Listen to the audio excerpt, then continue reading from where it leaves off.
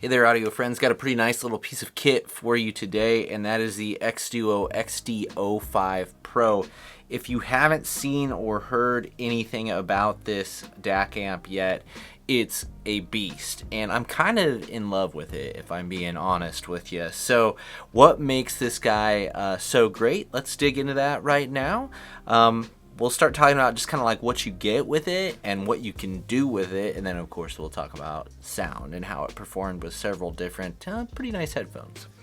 Okay, so the unit itself, well, first let's talk packaging. You know, it comes with some pretty nice packaging considering it's like a portable DAC amp. Of course, Xduoo kind of has like a funner, I would say, presentation than like a lot of different amps. So it's a nice unboxing experience when it comes to the packaging. Now, I also have with mine, which is what makes this thing special, is I also have several different like expansion modules here that we'll talk about. But these guys are different op amps and different DAC cards that can be swapped out of this thing. So we'll look at that here momentarily. So as far as the unit goes, it is chunky. I mean, this thing weighs a bunch. It could be good or bad, the way, depending on how you think about it. Good in just that it feels really, really nicely built. Bad in that it has a battery in it, so it's like kind of portable. I did actually use this thing while walking around the house quite a bit, putting it in my pocket, so it's doable. But I would say it's much more of like a desktop amplifier that has a battery just in case you want to take it someplace else, and it'll free up a little bit of cords and cables, you know what I mean? So as far as like inputs, outputs go, for a transportable, let's call it, DAC amp, it's got quite a bit of stuff going on here. So you can see we've got coax and optical input, we've got AES, we got USB in, we got auxiliary in and out, we got balance in and out, USB for charging, and then you've got a power select switch so you can tell it, you know, what you want it to do. So this thing, again, it has the capability to run, you know, and be a DAC for like powered monitors or another amp or things like that. So really this thing can do everything that a desktop DAC amp can do, which is awesome, right? Like so think of this, I would think of this more like a desktop device, but you do have the battery so you can like take it with you to sit on the couch type of a situation, not like a walk around type of a thing. I'm gonna go ahead and power this guy up just so you can see the lights here.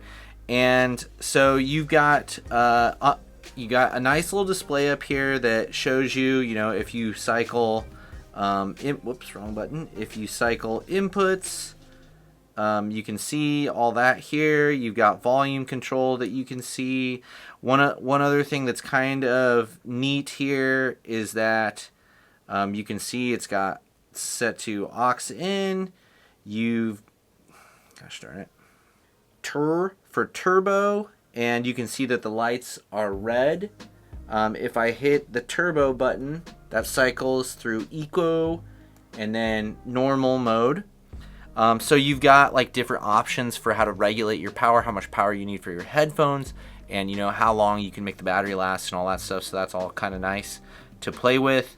I found it quite functional for anything that I wanted to do with it, and I found it pretty intuitive to use as far as navigating menus and just getting it to do the things that I wanted it to do. The other thing that's kind of neat around here on the front is that you've got your volume knob, which shows the volume on it, which is kind of cool. You've got 4.4, and then you've got a regular 1/4 inch. So just again, it can pretty much do what you want it to do. It's got all the inputs and outputs you would possibly want, I would think. Now let's start talking about the interesting thing about this, which is that you can switch the DAC module and the op amp modules in here. So you've got, and I'm gonna cut to some B-roll here of me doing this, but you've got back here the DAC module. You can see a little window there. It's probably hard to see in here, but it tells you which DAC is in there. And then up here, this little compartment will lift up, and you've got different op amps that you can switch in for that. So I love this like modular system that they're kind of working with here, because I think, you know what, the way you could think about this is you could get one unit hopefully, and hopefully they'll keep making, you know, new DAC chips for it, and hopefully they'll keep releasing like new amp setups for it and things like that, so you can swap things in and out and kind of tweak it and try different things. Now, I personally preferred it definitely with the AKM chip. So it's got like a Saber chip in there. It's got this, I don't know what this one is. It's like a BD4301. I'm not sure. I didn't do any research for it, but both the stock ESS chip and this BD chip I found to be a little bit on the harsh side. So for me, the AKM was the one that provided just the best listening experience as far as like resolution and ease of listening and just kind of smoothness. The other chips, I wouldn't say they were more detailed, but definitely they were more forward in certainly their treble presentation, and that didn't really resonate with me or the headphones that I was using with it. But I do appreciate that I was able to try several different DAC chips, and again, that's just further evidence here that even, you know, Delta Sigma DAC chips that are probably on paper pretty similar, they can definitely sound different, right? So that's, I just love that they have this system, and I hope they continue to support it. I would love to see more brands doing stuff like this, or, you know, the holy grail would be as if every brand would embrace something like this and agree on like some sort of universal setup, so we could swap in different DAC and amp chips and things like that into these different platforms. Wouldn't that be cool? I don't know, something to consider, I think. But anyway, let's get into sound of this thing. So with my listening, I was listening with a couple of different, like a lot of different headphones, honestly.